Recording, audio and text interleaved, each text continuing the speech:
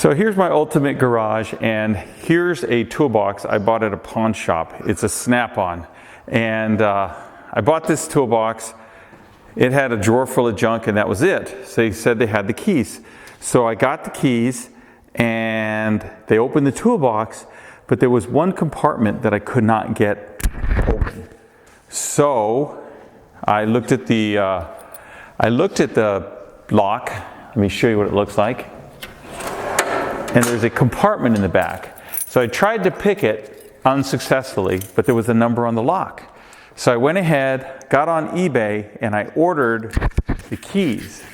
Now there is something clunking around in that lock box, but I have no idea what it is. So I'm going to open it for the first time.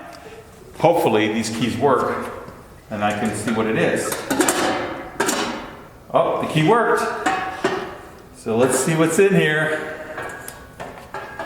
Okay, I don't know what this is. Looks like a coaster, a magnifying glass, and a key. Bust. Wonder what this coaster is all about, though. That sucker. It says patina pending.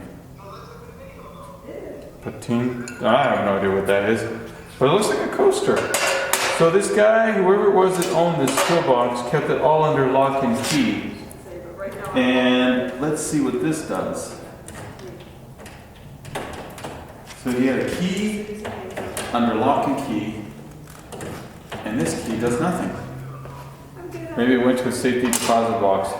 Anyway, I now have full keys for my Snap-on toolbox. So if you guys ever get a lock, a file cabinet, something like that, and it has a key number on here, you can just get on eBay and order the correct keys. So I've got two keys that work, so I've got a full set of keys for my Snap-on toolbox. Great. I was hoping there was a gold bar in there. Anyway, thanks for watching. Bye.